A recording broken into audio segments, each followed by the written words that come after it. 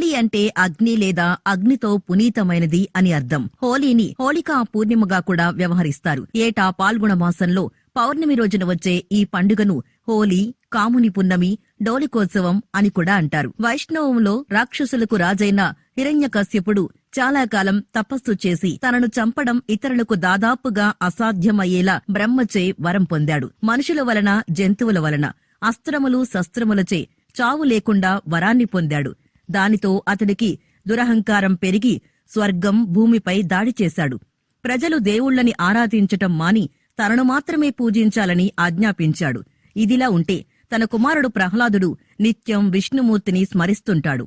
పరమ విష్ణు భక్తుడు. అది హిరణ్యకశ్యపుడు ఏమాత్రం జీర్ణించుకోలేకపోతాడు. తనని సంహరించాలని నిర్ణయించుకున్న హిరణ్యకశ్యపుడు ప్రహ్లాదుడి నోటిలో విషం పోస్తాడు. అది అమృతంగా మారింది. ఏనుగులచే తొక్కించమని ఆదేశిస్తాడు. అయినా ప్రహ్లాదుడికి ఎటువంటి హాని జరగలేదు. ఆకలితో ఉన్న విషసర్పాలున్న గదిలో ఉంచినప్పటికీ జీవించగలిగాడు. హిరణ్యకశ్యపుడు తన కొడుకుని చంపాలని చేసిన ప్రయత్నాలన్నీ విఫలమయ్యాయి. చివరిగా ప్రహ్లాదుణ్ణి హిరణ్యకశ్యపుడి యొక్క సోదరి అయిన హోలికను పిలిచి ఆమెకున్న శక్తితో ప్రహ్లాదుణ్ణి మంటల్లో ఆహుతి చేయాలని ఆమెను కోరతాడు. దీంతో ఆమె ప్రహ్లాదుడిని ఒడిలో కూర్చోబెట్టుకుని మంటల్లోకి దూకుతుంది. అయితే విష్ణు మాయతో ప్రహ్లాదుడు ప్రాణాలతో బయటపడగా హోళికా రాక్షసి మాత్రం ఆ మంటల్లో చనిపోతుంది. ఆ రాక్షసి చనిపోయిన రోజును పురస్కరించుకుని హోలీ పండుగను నిర్వహిస్తారని కొందరంటారు. ఇంకొందరు పాల్గొన పౌర్ణమి నాడు కాముని పున్నమి పేరిట సంబరాలు జరుపుకుంటారు. సతీ వియోగంతో విరాగిగా మారిన పరమేశ్వరుడికి హిమవంతుని కుమార్తెగా జన్మించిన పార్వతితో వివాహం జరిపించాలని దేవతలు నిర్ణయించారు. దీంతో పార్వతీదేవిపై పరమశివుడి దృష్టి నిలిచేలా చేయమని మన్మధుని సాయం తీసుకున్నారు. మన్మధుడు శివుడిపైకి పూల బాణాన్ని ప్రయోగించి తపోభంగం కలిగించాడు. తపోభంగంతో తీవ్ర ఆగ్రహావేశాలకు లోనైన శివుడు మూడో కన్ను తెరిచి మన్మధుణ్ణి భస్మం చేస్తాడు. పతి వియోగంతో కామదేవుడి భార్య రతీదేవి శివునితో తన భర్త కామదేవుణ్ణి బతికించమని వేడుకుంటుంది.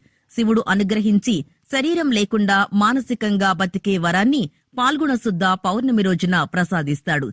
కాముడు తిరిగి బతికిన రోజు కావడంతో కాముని పున్నమిగా పిలుస్తారు.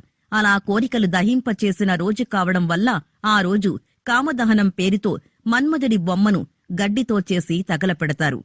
ఇక హోలీ చేసుకోవడానికి శాస్త్రీయ కారణాలు. వసంతకాలంలో వాతావరణం చలి నుంచి వేడికి మారుతుంది. దీనివల్ల వైరల్ జ్వరం, జలుబు లాంటి వ్యాధులు ప్రబలుతాయి. కాబట్టి కొన్ని ఔషధ మొక్కల నుంచి తయారు చేసిన సహజమైన రంగులు కలిపిన నీటిని చల్లుకోవడం వల్ల ఈ వ్యాధులు వ్యాప్తి తగ్గుతుందనేది ఒక వాదన.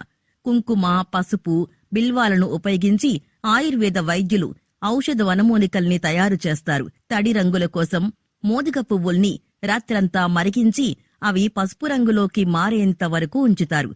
అది ఔషధ లక్షణాలు కలిగుంటుంది. అందుకని సహజమైన రంగు పొడుల్ని చల్లుకోవడం వల్ల ఔషధంగా పనిచేస్తుందని అర్థం.